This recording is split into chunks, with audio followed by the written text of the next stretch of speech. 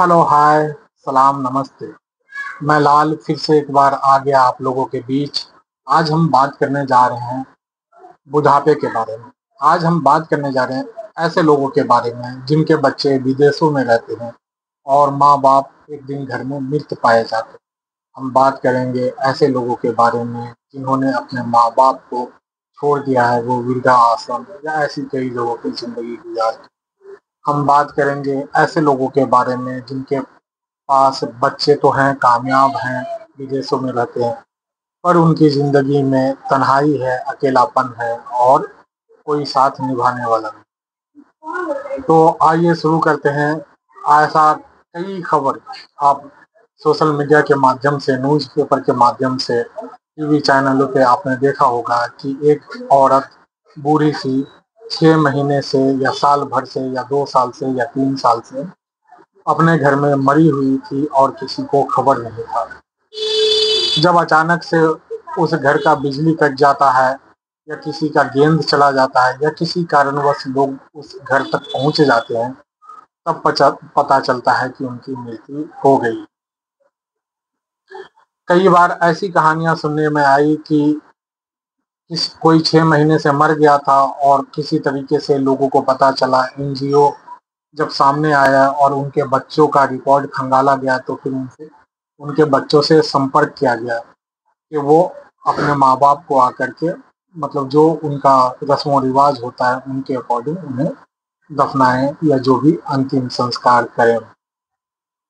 But वो आने से इनकार कर देते हैं, कहते हैं कि जो होना था वो तो हो गया, अब उनका हम आकर के क्या करेंगे, आप अंतिम संस्कार कर दीजिए या जो भी अंतिम क्रिया होता है वो कर दीजिए।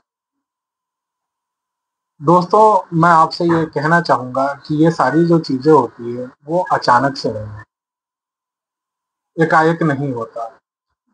बच्चों के दिल में माँ बाप के लिए नफरत या गैर जिम्मेदारी अचानक से पैदा नहीं होती। जब हमारा बच्चा छोटा होता है तो हम उसे एक सीख दे रहे हो, उसी सीख का ये नतीजा होता है। हम उसे एक कम्पिटिटिव माहौल में ढाल रहे हो, उसी का एक नतीजा होता है।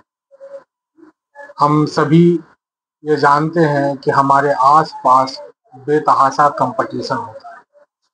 हम हमारे बच्चों को ये कहते हैं कि उसका बच्चा कामयाब हो गया और हम हमारे बच्चों पे गैर ज़रूरी उसके ऊपर ज़बरदस्ती की ज़िम्मेदारियाँ थोप देते हैं और उसी ज़िम्मेदारियों के चक्कर में बच्चे ऐसे उलझ जाते हैं कि पूछिए मत।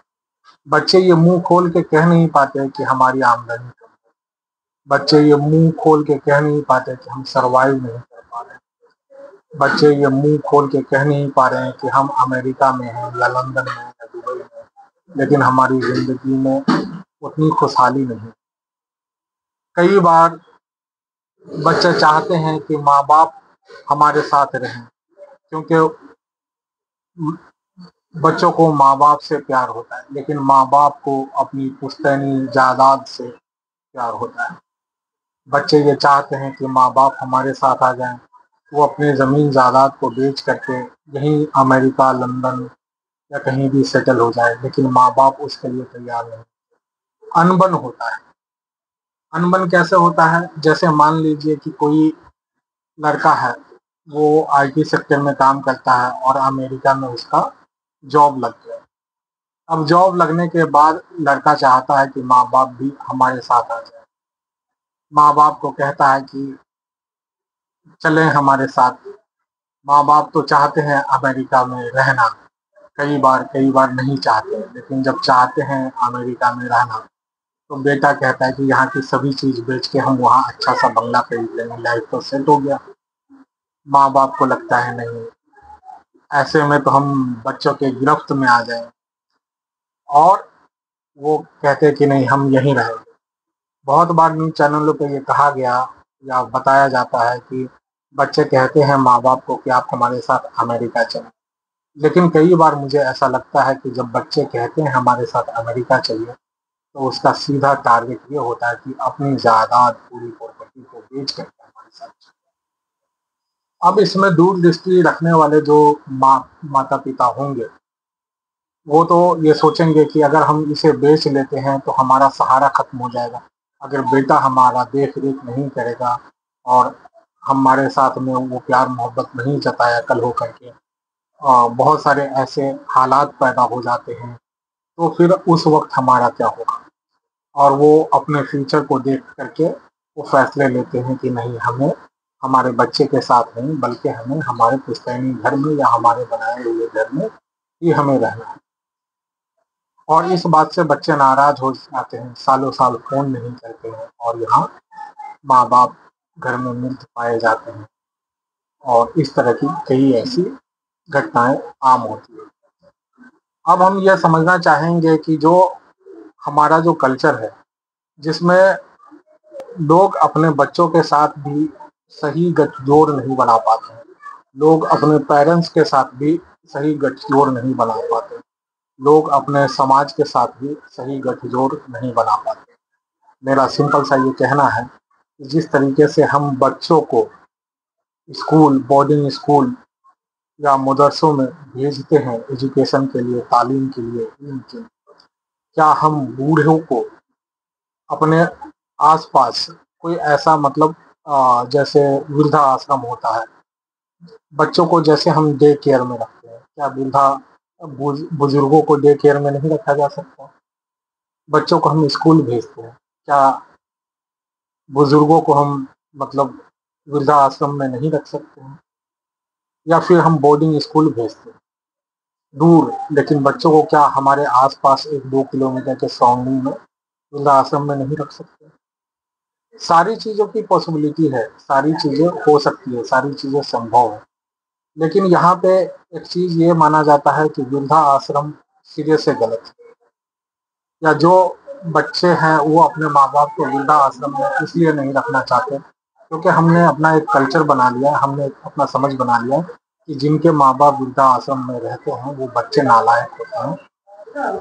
लेकिन अगर हम वृद्धा आश्रम को ठीक तरीके से समझे तो वो ऐसा होता है कि जैसे आपके पास एक लड़का है या एक लड़की है और वो शादी करके कहीं चली जाती है, या लड़का है बिजनेस पे जाता है, बहू है काम पे जाती है, घर का माहौल मतलब घर में आपको देख रेख करने के लिए नहीं होता है। लेकिन एक वृद्धा आश्रम कल्चर होने से या डे केयर कल्चर होने से, बुजुर्गों को मतलब ये करने से, अपने आसपास होने से, मतलब 1 किलोमीटर के सराउंडिंग में इस तरह की सहूलत होने से फायदा ये हो सकता है कि आप जब अपने माँ बाप को छोड़ करके काम पे जाते हैं तो आपको ये पता है कि आपके पीछे में वो किसी की नज़र में है, किसी की हिफाजत में है।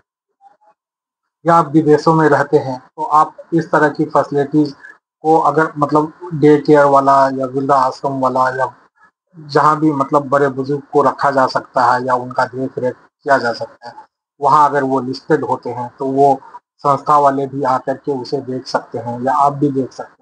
लेकिन चूंकि हमने एक कल्चर ही बना लिया है कि बुजुर्गों को देख रेख नहीं करना है, बुजुर्गों का देख रेख करना जो होता है वो बच्चों की जिम्मेदारी होती है, ये सामाजिक चीजें नहीं होती है।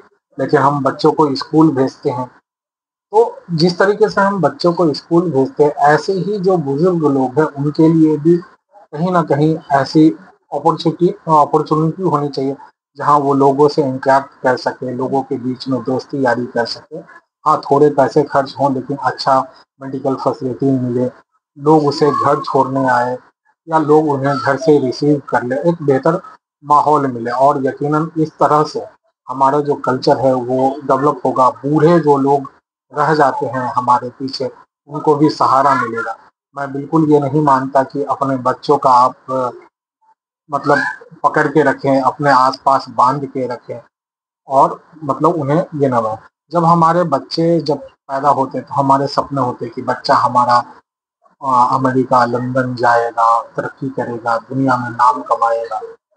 एक छोटी सी कहानी आपको सुनाना चाहता हूँ, उसके बाद मैं इस वीडियो को ख़त्म करना चाहूँगा। एक छोटी सी कहानी यह है कि एक आदमी होता है जो बूढ़ा बुजुर्ग हो गया हुआ होता है, तो वो उसका एक दोस्त आता है, उससे मिलने के लिए बातचीत होता है। एक बच्चा, उसका बेटा उसका पैर दबा रहा होता है, उसकी खिदमत कर रहा होता है।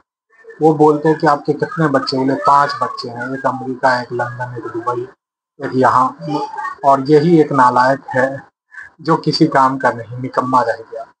आप ये देखेंगे कि जो बच्चा उसकी रात दिन खिदमत कर रहा है, उसे वो बुजुर्ग निकम्मा कह रहा है, समाज निकम्मा कह रहा है, हम आप निकम्मा कहते हैं। लेकिन सही मानों में माँ बाप की सेवा तो वही कर रहे हैं। तो हमारी एक सोच बन गई है कि अगर हम हमारे माँ बाप के साथ रहते हैं और हम एक एवरेज इनकम के साथ जीना चाहते हैं, हम थोड़ी तकलीफ में ज़िंदगी, मतलब फाइनेंशियली थोड़ी सी तकलीफ में ज़िंदगी गुजारना चाहते हैं, तो हमें हमारे घर वाले ही निकम्मे कहने लगते हैं, हमारा समाज ही निकम्मा कहने लगता है, हमारा आसपास का माहौल ही ऐसा बन जाता है। तो अगर इस तरह की घटनाएं हो रही है, कोई मूर्ख 6-6 महीना अपने घर में पड़ा रहता है बुजुर्ग, और लोगों को खबर नहीं होती है, तो उसके पीछे के जिम्मेदार हम हैं। हमने ही ऐसी सोच बनाई है, हमने ही ऐसा कल्चर बनाया है। अगर हम वृद्धा आश्रम को एक सुकून की जगह मान लें, हम मतलब ऐसी कम्युनिटी बिल्ड करें जहाँ बूढ़े लोग जा करके ऐसे क्लब्स बनाएं। यंग्स के लिए क्लब होता है, स्विमिंग पूल वाला होता है, ये होता है। हम बुजुर्गों के लिए ऐसे क्लब बनाएं जहाँ कैरम, लूडो खेला जा सकता हो, जहाँ लोग जा करके चाय पिए, जहाँ जा करके वहाँ मेडिकल, हल्की फुल्की मेडिकल फैसिलिटी भी हो, जहाँ आपका दिनचर्या रिकॉर्ड हो। उसके बदले में जिस तरीके से स्कूल का फी दिया जाता है, वैसे ही इसको भी फी दिया जाए। जैसे स्कूल खुलता है, वैसा ही इस तरह का, मतलब ओल्ड लोगों को केयर करने के लिए भी संस्थाएं खुलनी चाहिए।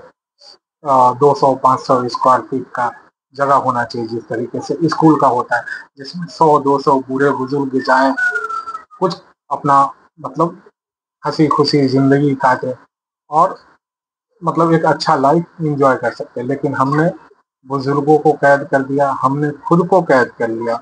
और ये जो तरक्कीयाती दुनिया है जिसे हम कहते हैं तरक्की, वो असल में कहीं ना कहीं हमें अपने बुजुर्गों से दूर करता हुआ जा रहा है, हमें हमारे लाडलों से दूर करता हुआ जा रहा है, हम हमारे बच्चों से दूर हो जाते हैं।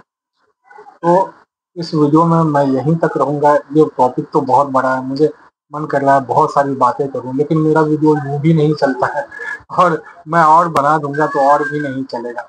आप हमारे साथ बने रहें, इसलिए हम आपको शुक्रिया। Thank you.